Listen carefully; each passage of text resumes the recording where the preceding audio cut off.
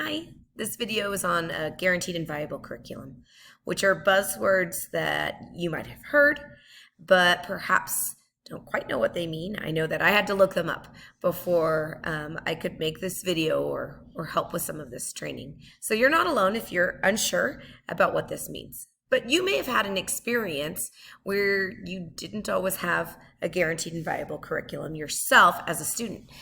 I can remember in college sometimes having options on which professors to take for certain classes, and everyone knew which professor had an easy grading system, and so sometimes we'd make choices based off of that.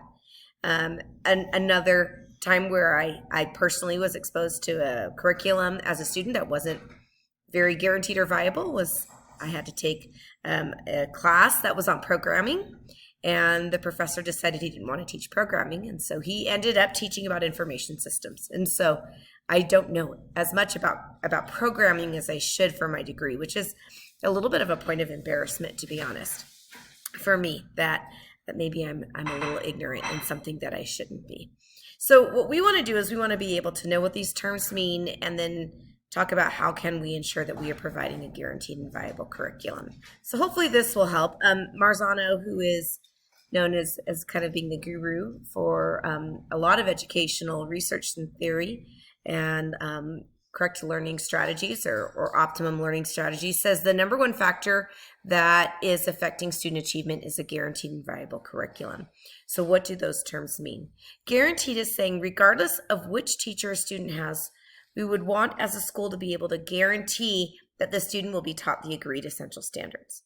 Now, this is not guaranteeing that every teacher is going to use the exact same methods or strategies, and this is not attempting to control teachers so that all of our curriculum is cookie cutter, but that we know that, hey, if a student is walking out of an Algebra 1 class or an English 5-6 class, that we can guarantee that they have been taught these certain standards. They may have some additional things that they've been taught as well. And again, the strategies and methods that they were exposed to as a learner could vary from teacher to teacher, but we are agreeing what it means to, be in that geometry class or be in that chemistry class, and that they will learn these certain things, or at least will be taught these certain things. Viable is saying we actually have time to teach it, and students actually have time to learn it. And so I have at times been guilty of looking at the standards and trying to cram everything into the standards. All the math teachers are laughing right now because they know that this has been something we've struggled with.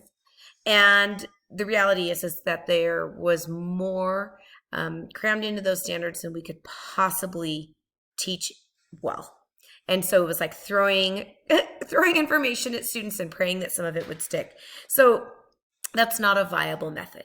And so when we're saying viable, we're saying we are going to be picky about what we're teaching, and we're going to make sure that we are giving the amount of a valid amount of time for that teaching and that learning to occur. That might even mean that we have to stop and do some reteaching at times, which is something that's hard. We often feel like we're in a race to get through all of our standards.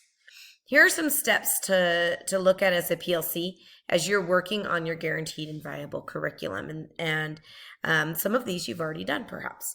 The first thing is determine which standards are essential. Likely you don't have time to teach everything. I know that I don't in my classes quite often. And so what are those things that students absolutely must learn? You'll pick your battles, and these are the ones you'll battle for and spend time on to teach these essential standards. And it's important that all teachers in the PLC agree and commit to teaching those standards. It's okay to teach more than that if you have additional time, but that you will not teach less than this. Then the next step would be to create a semester pacing guide. This is the viable part, where you are ensuring that there's actually time to teach those standards you've chosen as essential. And if you can't fit them all in, you probably need to look and decide which of the standards that you've chosen are perhaps less essential, and you might need to back off or remove something potentially. It is okay that there's different strategies. You can have a different path, but the same goal should be chosen by the PLC and agreed upon by all of the teachers. The last part would be to organize these into common units, common unit assessments. Again, you might use a different strategy to teach. You might have a different lesson plan than somebody else. But to have an agreement that you guys will create unit assessments and that you will use those unit assessments. Now, right now, you're not making the unit assessments. That's something you'll be working on a little bit later. But to agree upon the pacing and to schedule the assessments. You might have to adjust the schedule, but that should happen on a PLC level rather than an individual teacher level. So I should not be, as an Algebra 2 teacher, should not be a unit behind the other Algebra 2 teachers. We should be on pace together, and if there's something happening where we cannot get through the curriculum, so we can't hit that viable part of the curriculum, then the PLC needs to stop and brainstorm together. It's possible that I, as a teacher, am not really sticking to my essential standards. That might be why I'm not getting through the content. And so I might need to adjust. So this is what you're going to be working on. Make sure you know your essential standards. You may have already done that. Work on a semester pacing guide. You may have already started that or completed that. And then determine the dates of your common unit assessments. Please let us know if you need any assistance as you work on this portion of the training.